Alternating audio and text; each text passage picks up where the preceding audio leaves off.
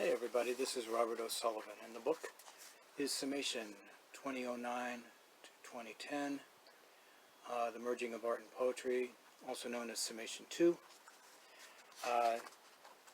This is the year that first place award was given to the artist Will Gibson, the photographer Will Gibson, for his two series of his diptych, On the Road number 4 and number 6, for which you will hear a poem from R.T. Sedgwick called Love Song.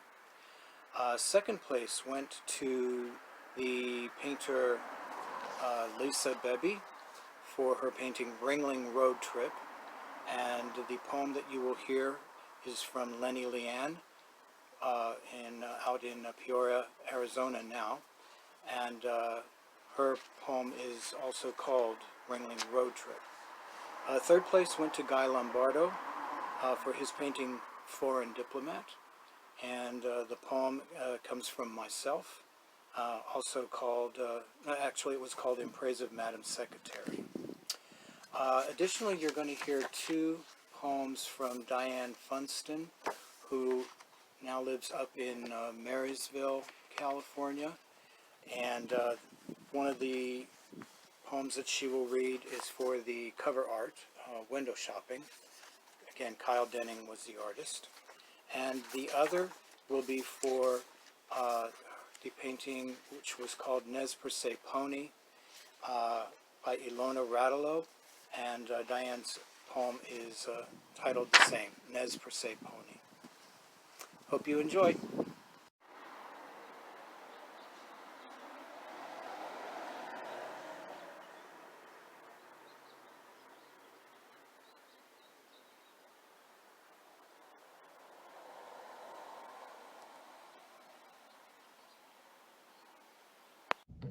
Love Song, after paintings On the Road, numbers 4 and 6, by Will Gibson.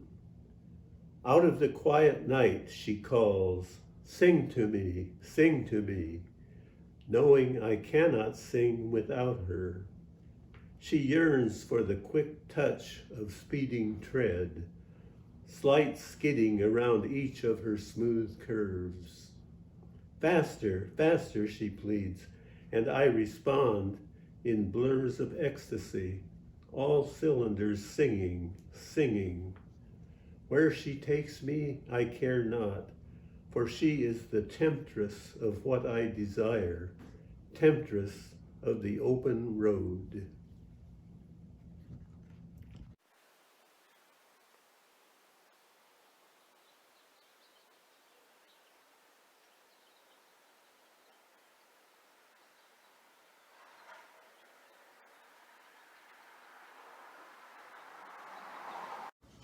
Hi, my name is Lenny Leanne, and I was involved in Summation 2009-2010. I wrote Ringling Round Trip based on the painting Ringling Round Trip by Lisa Bebby. Here's the picture, and this is a convertible. There are 4 people. The driver has round sunglasses and a green hat, and in the back seat, one guy is wearing a clown hat. Ringling Roundup. Forget the midget car which drives into the ring, and out of it bounds dozens of frolicking, bald-nosed clowns that want you to believe laughter equals happiness. Get over it, we goad. In this late model apricot ragtop, 4 of us are off to the day's next thing, inhaling high-flying atoms of past flashy performers with each breath we take. Our driver's in her lime Mamie Eisenhower hat and dress. Behind the dark hoops of sunglasses, she focuses straight ahead towards the earth's curve, with an untroubled urgency that spurs all 4 of us to enjoy this while we can. Even the man in the back of this pastel behemoth of a convertible, the only joker sporting a striped clown or dunce hat, reasons that in this unwieldy world, out on the road, we're the greatest show on earth. Again, I'm Lenny Leanne, and this is the painting that I chose to use as a subject, Ringling Round Trip.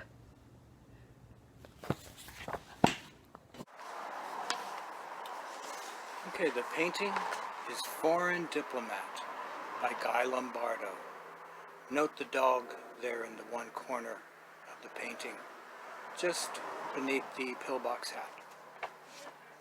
And the poem is in praise of Madam Secretary. This is, it opens up with an epigraph from Madeleine Albright back in 1999, where she wrote, "I have never been to New Zealand before, but one of my role models, Xena the warrior princess, comes from there." And the poem. Seconds after alighting onto the tarmac, the paparazzi had descended, flash-burning her jet-lagged face, her impatient but consummately attentive driver practically throwing her into the waiting town car, its tinted windows closing off the chaos of the world outside as he slams the heavy door against her ample thigh and overstuffed faux suede doggy purse, whereupon immediately ensued a high-pitched, ear-splitting yelp from within the comfy confines of the designer bag, followed by a renewed wave of frantic jockeying for position by the overly crazed photogs. "Now think," she spoke out loud. "WWMD. Beg your pardon, ma'am?" her driver asked. "Please, you know the routine. What would Madeline do?" She often thought of her whole adult life as homage to Madam Secretary, the nation's first woman Secretary of State. Condi nor Hillary would ever have the fashionista sense of the European-born peacemaker, or socialist prostitute, depending upon to whom you listen on your car radio, from Prague. Madeline would change lapel pins and lower the window, she answered herself. "Oh, no, ma'am," he fired back. "I really must voice my protest," but he was too late, seeing plump fingers closing the pin clasp of a multifaceted Jolly Roger brooch, while the other gloved hand was reaching for the power window toggle. What the cameras captured as the windows lowered, one pissed-off strawberry blonde Pomeranian snarling menacingly at anything that moved, both manicured front paws planted firmly on the descending window ledge. "You go, Gabrielle," she bellowed to the bristling pooch as the camera toters en masse took one large step backwards. "Somebody sure got their baddest Amazon on today."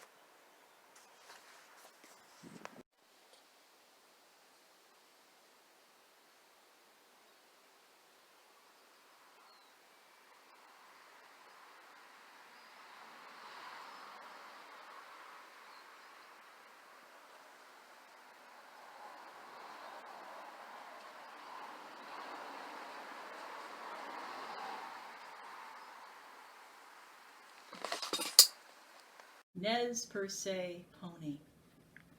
You look away with wet black eyes, ears cocked, listening for a sign, where to run next for safety. Rest for a while. You have been running long. Blood drips down your stately mane. You have shaken it off in streamers in a grotesque parade of pride. You have galloped faster than death this time. Appaloosa, gallant Appaloosa, to whom do you belong? Your bridle affixed, your wounds untended, stealth survivor, no longer saddled, without lead or rider. Where do you return after the calliope music fades? Window shopping. A woman walks wide down the avenue, stops a while, window shops, daydreams a different place, different life from the humid comments of background boys on the corner, ogling yesterday's cars while ignoring today's women. She lingers long on these tired thoroughfares, considering alternative routes, roads those still green men haven't taken. All the years this city has beat them down. Now this high-heeled sister longs to step in, step through the looking glass, to start new again.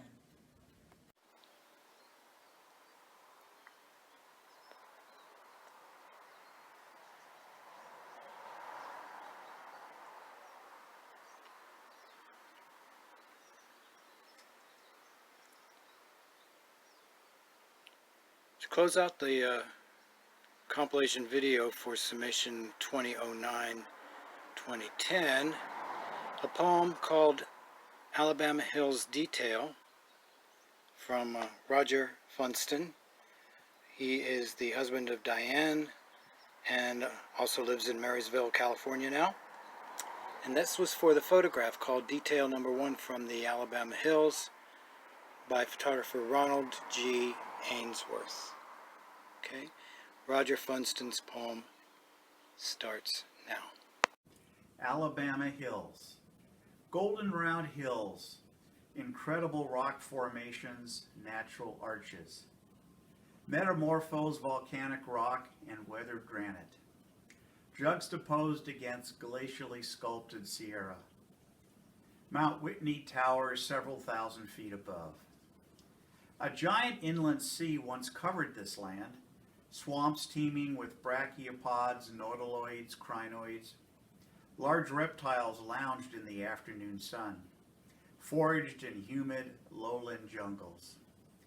Cataclysmic forces at work beneath the seafloor. The Pacific plate slid under the North American plate. Magma from the melting plate built massive mountains, worn down to a few thousand feet, later rebuilt by violently erupting volcanoes. Paiutes traded materials with Chumash Indians. Later, white men looked for gold, then for water, drying up the Owens Valley. Japanese Americans once interned at nearby Manzanar, the otherworldly landscape used as scenery for Western films. I arrive at the Alabama Hills, contours shaped by millennia of snow and windblown sand. A jumble of orange boulders, oblong and rounded. Dry arroyos, sagebrush and cactus. No trails here to constrain travel. Walk over this arid land covered in sagebrush, cross a creek choked with cottonwoods. Marvel at the changing shadow play across rounded hills. Escaping to the solitude of open spaces, far from urban hubris, to seek out my muse.